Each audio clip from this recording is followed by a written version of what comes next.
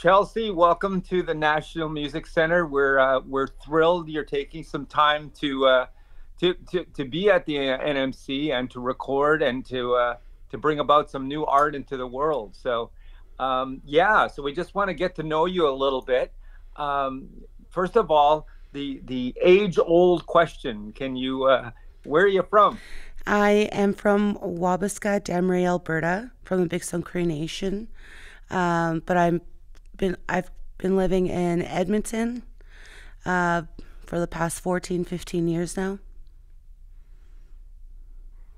So there was an event that happened in 2017 that was pretty major for you. It was a sign that music would be your path. And can you share a little bit about what happened that year? Oh, it was actually, it's a crazy story, actually.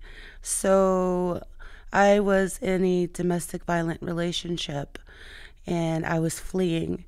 And that very same night that I left Edmonton, when a friend of mine picked me up, took me to Slave Lake, and she thought, you know what, like you need to have a little bit of fun and be surrounded by women. And so I went to go meet her friends, and they were just coming back from the bar there, and they took a video of me. It was just like, it was incredible. One door closed and another one opened. I thought that my alarm was going off when I woke up in the morning, but it was actually Facebook notifications, and it was just consistent from then on, just week after week, month after month, and it just kept getting, like, any videos that I had posted, like, people were just loving everything. And within 2 weeks I did a CTV interview in Edmonton, and it was really interesting. I believe that kind of like set the direction of my career. um, I didn't just want to sing. There are other things that I'm very passionate about. So at the beginning of my career, um, yeah, I set the narrative and I was like, you know what? Like, I want to use my platforms for something bigger than just me. At the same time as I was healing from so many traumatic, events that had happened throughout my life and that domestic violent relationship. And I was on this, road to sobriety. And yeah, like, I wanted to use everything that I was learning and apply it, like just kind of share it and give all that information and love and support to others. So the videos you recorded, viral Mhm. videos, what were you performing in those videos that people gravitated to so much? And we're talking like hundreds of thousands of people here, right? So what were you performing? There were two, Sharing, I should say. there were two songs. The first one was "A Thousand Miles," and still to this day, it doesn't matter where I am or what I'm doing. Somebody's always got to ask me to sing that song. I just sing it in a higher key, I think, and I, just put my little twist to it, and yeah, people just absolutely love that. The other one was a song actually that my mother used to sing to me when I was a child. She was very young, so her and my father didn't stay together, and it was "Don't Toss Us Away" by, I believe it was Patty Loveless. Yeah, and I sang that one, and just that too. Like, so many people would ask me to like sing that song. Those were the two that just kind of went, the videos went viral, and yeah. I remember watching the videos, particularly that one as well, because you let loose with your vocal. You just hammer it out there, and it's so much soul. I would say more than the original. So you really made it. You made that song your own. Yeah, like, I really love that song. It has so much meaning for me too. So you talked a little bit about your parents. You're also you're raised by your grandparents, George and Lena Young. Yes. And what can you share about that experience? Well, uh, my grandfather is a residential school survivor, so, and I'm not. I should be third generation with the intergenerational trauma stuff, but I'm actually second generation. They had 10 children and raised me and my cousin, so 12, a total of 12 children. Um, Mm. and my grandmother, her family actually hid her in the woods. So like they were so different from each other, where my grandfather was super strict and um very, very dark humor. I really love my grandfather, and my grandmother, just a sweetheart. So I find that a lot of who I am today is a little bit of both. So whereas one side of me, especially with my children, I'm very nurturing, loving, Mm. but on the other hand, I also like pretty much play the role of a father. My grandfather had me working outside with him, and he's like really drilled it into me. He was like, "You're never gonna need a man." He's like, "I'm gonna teach you everything." But at the same time, my grandmother was doing the same thing. So it's really great, to be able to even have a son and a daughter, and just have, it just comes so easy for me to teach them, like the things that my grandparents had taught us. And my grandfather was actually the one who gave me my first instrument. Um, he gave me a guitar, and he used to force me. I hated it. I'm not even gonna lie. It was a chore. He would force me every single day. Come into my room, he's like, "Sing louder," and he'd come close the door, and he'd be yelling from the living room, "Sing louder," and like, yeah, I'm really grateful for that now. But 11, 12 years old, I'm just like ready to cry. I don't want to. Yeah, I'm very, very fortunate to have the grandparents that I had. A lot of artists, they talk about points in their lives where they find their voice. Would you say you found your voice when you were 11 years old learning guitar? Yes, it was around 11. However, it was something that I always wanted to do. My mother sings, Mm. so when she's singing with me, we sound almost identical. So definitely, definitely like got my talents from her. Now, let's talk a little bit about, that ties in like your personal life. You're very open about it, and you bring it to the table in the music that you do. Um, Something you've been very vocal about is the child welfare system as well. Hmm. What could you share about that? Well, unfortunately, the intergenerational trauma, it was so bad. Like when I was growing up, and I was diagnosed at 30 years old with ADHD. So I especially struggled. Um, I put myself in foster care seeking help because I wasn't finding it there with my family or my community, and the resources that were there. And I can't really say like I found a whole lot of support in the child welfare system, but I did learn a lot of very, very important things there. I was there for maybe about 3 years. Later, I had fallen. I was in and out of addiction before having my son, and he was maybe about 3 years old is when I was like, look, I seriously need some help. I need him to be in a safe space. And my family were giving me an ultimatum. Either you sign him over to us or we're not helping you. And I was like, no, absolutely not. You're not going to do that to me. So I put him in foster care for a little bit, about 3 months. And within that time, like, that was when my, journey to sobriety really, really happened. I mean, of course, it took some time to really get my footing on that, but that first year was um, like, it was very like life changing for me. Although, it takes time to kind of like learn new coping skills. So I had relapses during that first year. Um, and then that's when the viral videos like happened. So that really changed my life. How did music, like you say, it changed your life? And what is it about music that makes it powerful, that enables you to change your life?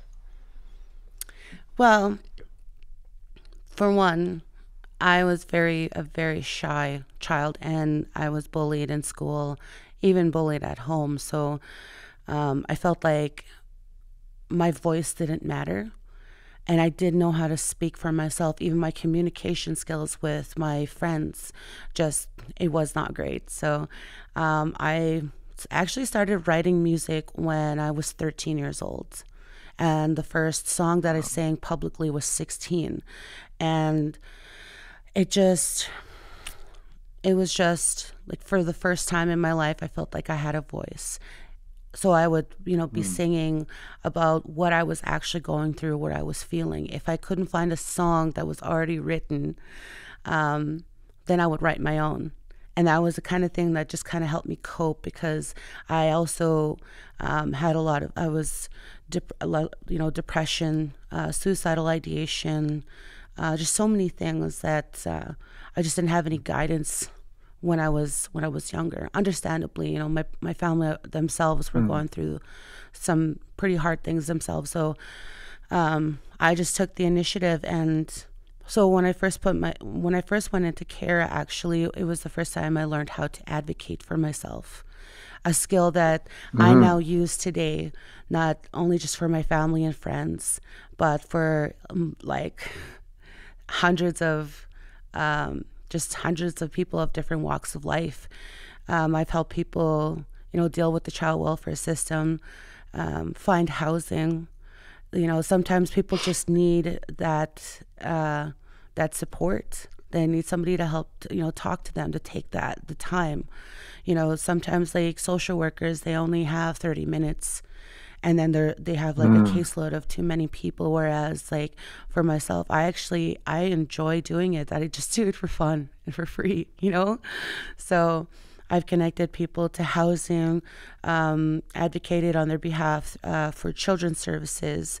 I have connected them to, like mental health resources, instead of like going the long way around. The primary care network is kind of a nightmare. And then Yeah. because of what happened with, like what was going on with my health, I also educated myself in that and how to navigate the system, and, like really Wow. take control of your own health and well being, like inside and out. So you're going through, the effects of residential school, of traumas, and you're finding your voice, but not only just your voice, you're providing a voice for the voiceless in terms of your music and advocating out in public. So I think that's a huge part of why people gravitate towards you, because you're sharing a story that people identify with, and that's a real gift within the community, to do that. And when it comes to like writing songs, when you carry that with you, what is your approach to writing a song? Um, I don't know if you know this, but I recorded a song with Dallas Arcand when I was 16. And the producer that we were working with said to me, when you're writing music, like if you don't know what to write about, go like listen to one of your favorite songs, especially one that's telling a story, and continue on from there writing the story. What is the next chapter of that story? So I know that a lot of my music, it's a lot about heartbreak, you Mm. know. But I felt like it was necessary to just keep on writing what was right there, what was at the Hmm. very top of my heart. And also, my friends, my friends are going, like when they go through breakups and stuff, like that's how I comfort them. And so going back to your question also about, how music has helped me, it's helped me grow into the person I am today. It's helped me get through the really hard things in life. So a lot of what I was going through, I obviously had to go through alone. So when I just, like really needed to get all of those, like the negative emotions or the hurt, or just to cry it out. And Mm. I would sing. I would sing and it would just get me through it. And then I would just kind of, just dust myself off and keep on going. And then now I use my music to like help others, like I'll write a song for my friends. Whiskey and Working is actually about my friends and their That, relationships. yeah, well, and you've released several, like, the like that song particularly did really well on the Indigenous Music Countdown. So did Ask Me to Dance. That song went number one on the countdown. and you've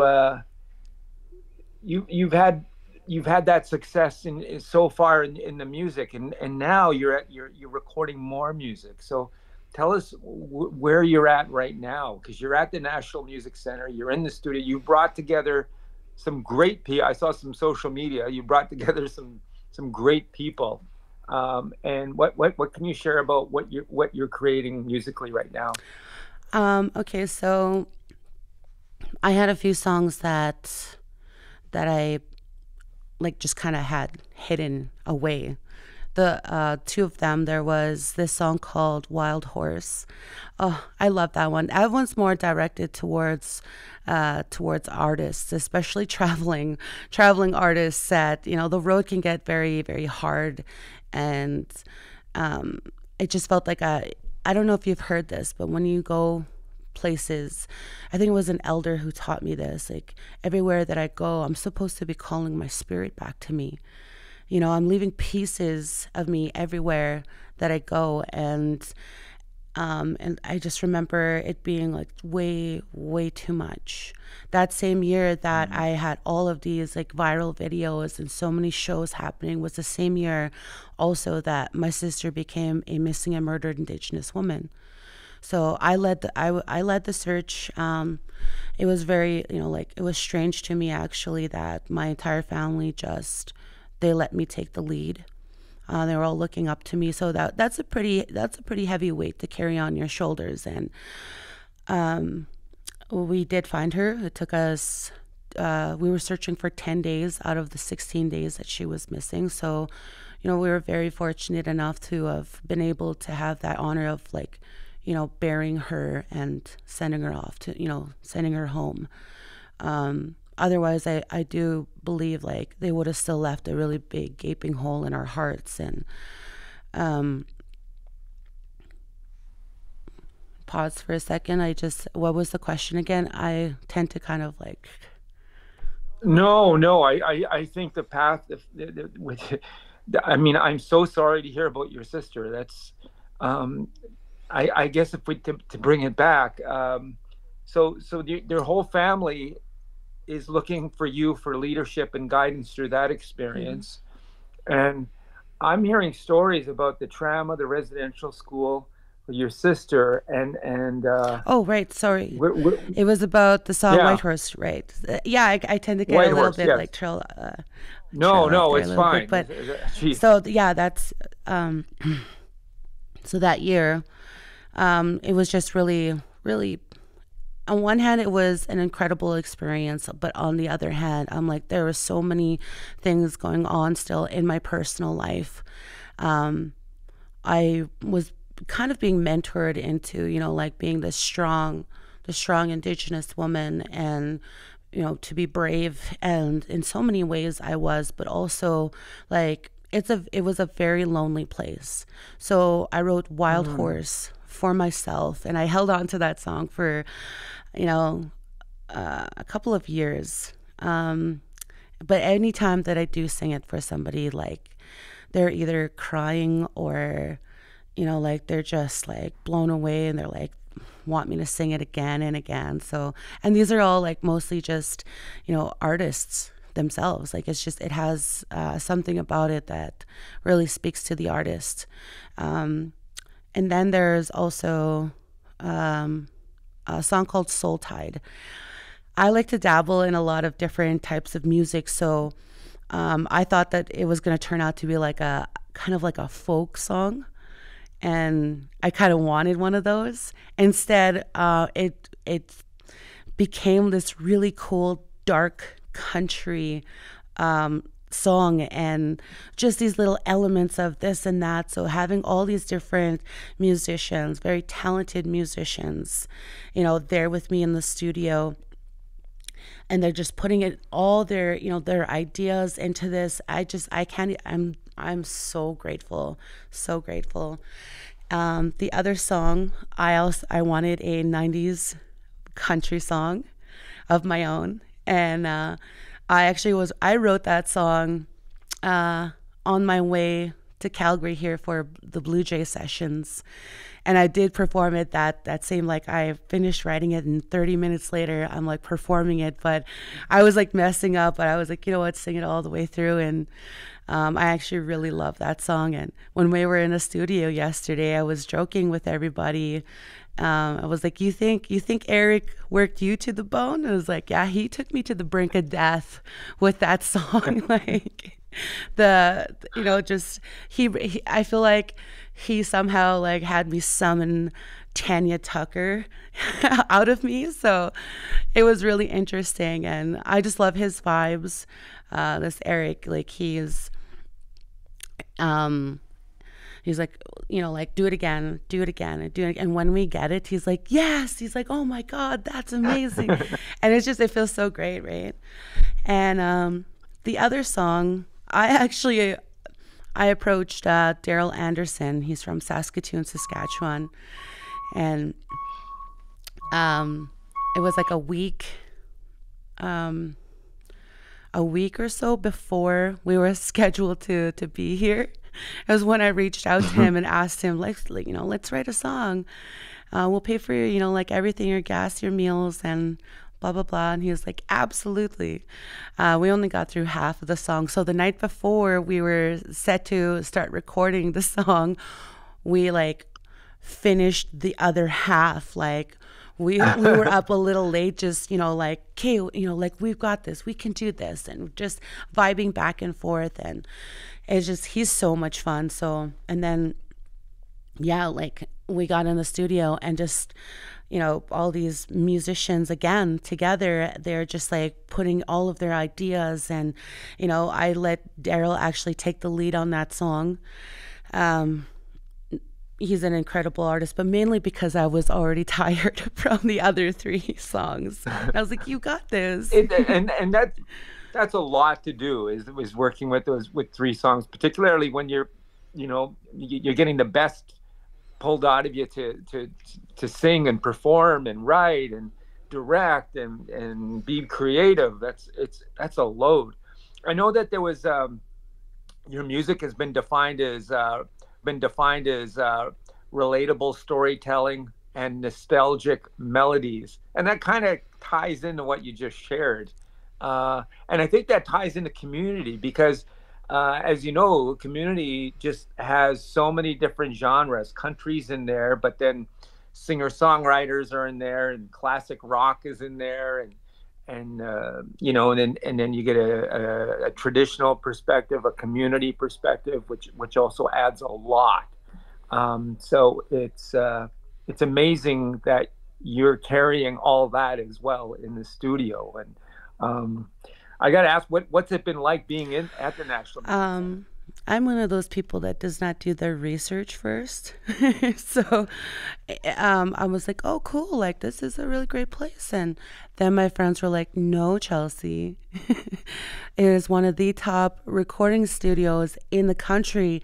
Then I was like, I think that was like day 3, and I was like, oh my God, like, that's so cool. Like, I was blown away after that. But like, getting here, I'm like, this, I think I was more so like interested in all of the instruments. There were some really beautiful pieces, the pianos, you can't see, I forget what it's called, Tonto. It's beside me here, and it's like, we, just having that tour of the studio rooms, and it just kind of like, it somehow like gets you to be inspired. It's like you're almost like in a room full of like these incredible musicians and artists, just having those pieces in the room as we're recording, right? Like, nice. And the recordings that you're doing right now, what do you hope to do with them? The goal is never fame and fortune. I mostly only care to be able to take care of my children, but the most important thing for me is that the music actually, hopefully, people can relate to it and fall in love with the stories behind them, and the stories that I'm portraying in each of these songs. And they would, and hopefully they get to feel what I feel about it. I don't, of course, as an artist, we want our songs to be number one everywhere. But I'm always just happy, like, what happens with my music. Whether it's, on the Indigenous Music Countdown or the Indigiverse or, multiple radio stations across Canada. Like, sometimes they play it in the United States as well. So that alone, coming from, my community, just a small town Indigenous girl, it's like that's huge for me, you know. And like I said, I don't do my research enough, so I wouldn't know if it was like something big was happening. I'd be like, great, you know. And those that this is all part of those the difficult period in your life you're going through, and then you post those videos. You must look back fondly on the viral videos that kind of gave you a push. I think that said, you know what, Chelsie, you can do this. You have talent. You have an incredible voice. So that must be a constant reminder too, in terms of going forward. It is, I didn't have a whole lot of support in my music other than from my very closest friends. They believed in me, and I just kind of, still had a lot of self doubt. And through the years, I really thank my fans and my followers. They're so supportive. I don't think I would have really found that confidence and, self-validating. Like, just, I needed so much validation, and they gave it to me so freely. And because of that, that's why I use my platform also to support other artists. Even if they're not supporting me back, posting videos or coming to shows or anything like that, I just want to be that person who does it because I like doing it, because I'm also paying it forward. I'm sharing music with my fans as well. I'm like, you need to listen to this person as well, and what their story is. And, so a lot of the Indigenous artists that I've shared, like, some of their videos in turn became like, viral. I share their music on all like my radio interviews, and I talk about them at shows and give their information out to event organizers. And then I actually take some artists with me to shows, and I share my spotlight and my stage, no matter how big or how small the event is. And we just go out there, we have a great time, and I want to like always have that environment where it's fun. Because they're yeah why is that so important to you, to bring community and to bring individuals along with you on your journey as an artist? Why is that important? Because of the intergenerational trauma, especially in my family. Understandably, like, I get it now, but when I was growing up, like, I felt like I was alone. I went through everything, all the hard stuff alone. So like, doing like the way that I do music now, like, family is important to me. I'm still not speaking to my family, the majority of them. So all these artists, they become almost like family to me. I've met like more than a handful of Indigenous artists who not just support my music, but they truly care about me. Like, and vice versa. So we kind of like all look after each other and take care of each other. It's so great to hear you say that, because I see that all the time. It's when you're at a gathering with different musicians, people are there to build each other up. Because there's so much, there's so much negativity that could tear things down out there, that we that's what community does. So thank you for sharing that. That's wonderful.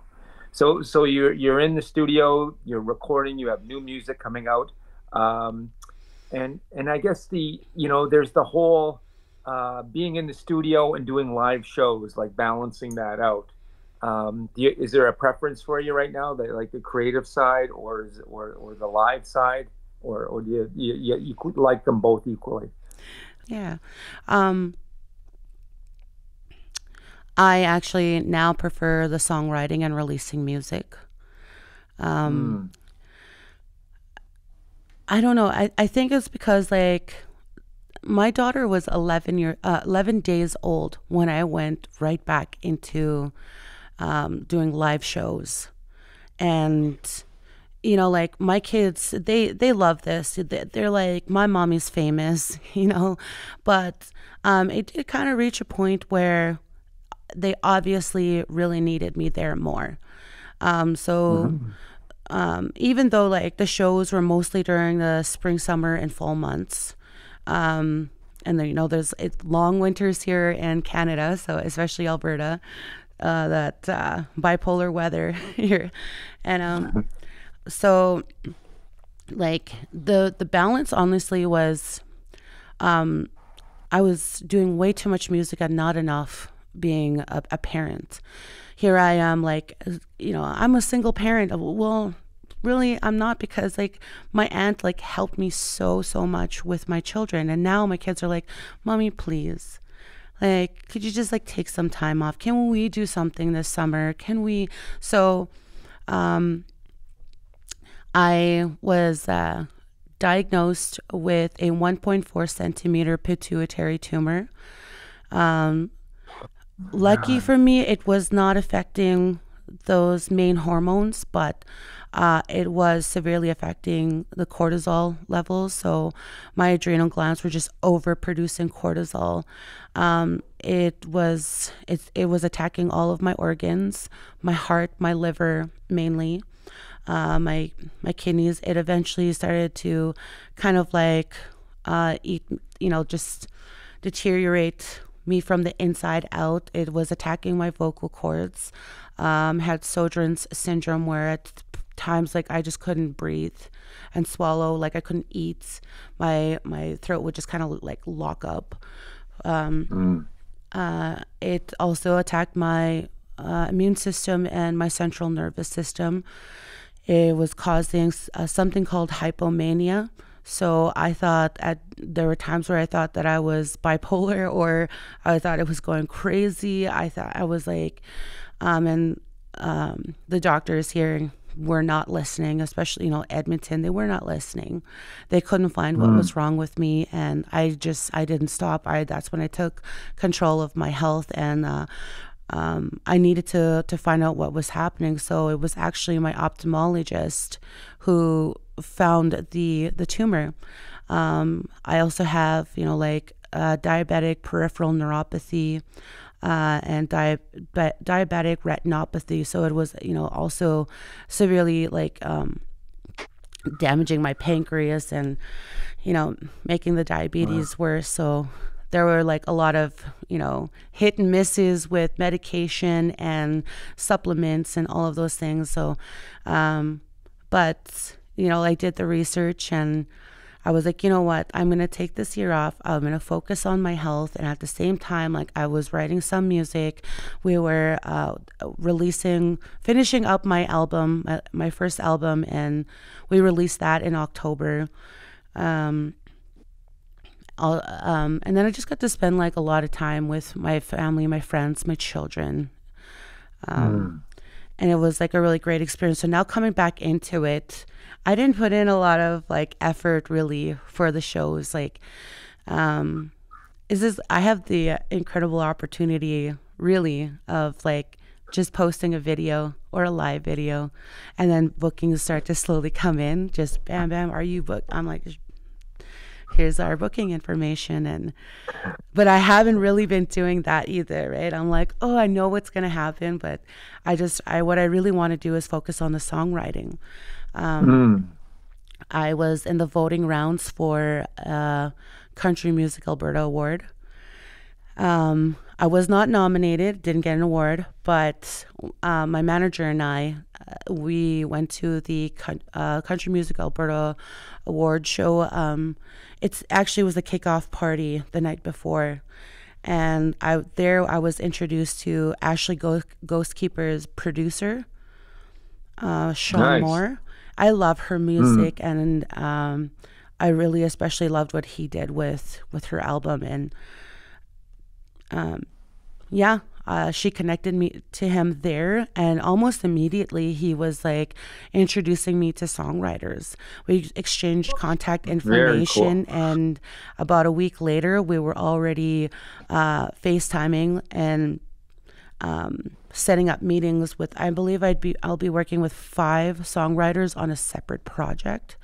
So what I had, the songs that I have now are the ones that I chose for the OHSOTO'KINO Bursary.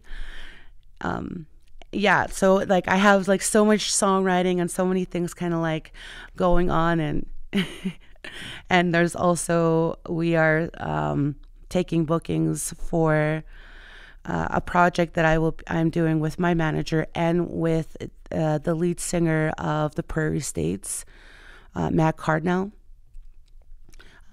Cool. Yeah, we're going out there like teaching children about music, going out there inspiring them. We have like all. It's really cool actually. Like these separate projects, like the smaller projects where we just come in and kind of teach music theory and like songwriting and vocal lessons. And I'm only talking about my part because I don't know. I don't know the details of what the other guys are doing, but Darren is a producer, and Matt is an artist, so and a very very successful artist. And there's also another package where we also include making music videos with the kids, and this is everything. The kids are all hands on with everything. Your optimism just shines, Chelsie. It just overshadows all the challenges you've had throughout life, and I admire that so much. And that the art is leading the way. A late friend of mine, Graham, used to say, the harder you work, the luckier you get. And that certainly applies to what's happening with you, because it's like, well, I'm working on this and this. Well, this isn't working out, but I got this working out. It's like, constantly you're balancing it all out. So, in terms of being like an Indigenous woman right now in the scene, it's incredible how many. If I look back like 25 years ago, there wasn't as many Indigenous female artists recording as there are today. So there's been a real, it's been uplifted very much from where it was, and it's so great to see. And why do you think that is? Why is that happening? Because I collect vinyl, I collect music, I've had lots of CDs, and I've talked to some artists. Like Gloria DeJarlis, and she was saying back in the early 80s, late 70s, there was Indigenous women had a difficult time getting on the stage at places, had a difficult time getting in the studio. So she's like, I had to pay for my own place to play. I had to pay to get into the studio and venues. And she said, that was a real hurdle at that time, she said, for Indigenous artists, particularly women. And she said today it's really opened up, and she just loves how things have exploded today. So I'm just referring to that time and place to where we are today. It's just incredible to see. I and guess you're like, part of that. that's really interesting to know. Like I didn't know that. Yeah, because when I collect like vinyl, there wasn't a lot of Indigenous women that recorded, and that's why I got into that conversation with her. And she said, Dave, there was just there was a lot of roadblocks, and she said there was a lot of singers. Not to say there weren't singers, but in terms of getting out there and being in the studio, that but those hurdles are just like artists like yourself, and of course Crystal Shawanda, and going way back with other artists as well. So there was you're part of you're just such an incredible part of kicking open doors, and I think what's happening with Indigenous music is the people know this, recognize this sincerity and how genuine it is, and that's how you come across as such a genuine person. is there anything else you'd like to share about, the music you're recording and just the experience you're having right now? Actually, I just wanted to say um, that is actually truly really inspiring to me. I was they are the ones who open the doors for Indigenous women like me because, like, again, my career didn't start until I was 27 years old. And I didn't really know a whole lot of anything about music. I could pick up a guitar and sing, and kind of learned a lot of things along the way since then. But before then, I do remember it always feel like being pretty much a man's world, even now. But it's really great to see so many female Indigenous artists. I just like I support like so many of them, and it is really hard to find them. But that is wow, that's really inspiring to hear. Just really grateful for the Indigenous women before me who opened those doors, and paved the way for us. And just like Rebecca Strong, I felt like her Yes, winning yes. Canada's Canadian Idol. It felt like we all won Canadian Idol. um, it was just like I'm just one of those people though. Like I said, I love seeing success, especially in our Indigenous people. Like it's so incredible, so inspiring. But yeah, thank you for sharing that with me. Yeah. Well, you're certainly a part of that inspiration, and you've got your journeys going, and you've got so much more ahead to share and to kick open some more doors. So, thank you very much, Chelsie Chimigwech, for sharing your story and being open with us, and all the best with your recordings. And I know the NMC is thrilled you're recording and honored that you've taken the time to come through the doors and use the facilities, because you deserve so much of that and so much more as well. So thank you very much. All the best. Thank you. It was really great talking to you, and I'm especially grateful to be here in the National Music Center. Truly an inspiration. Like I'm gonna carry this with me for the rest of my life probably, and fingers crossed that people love the music. I can't wait for you to hear it. Oh, I look forward to it. So thank you. Thank you. Take care. You too.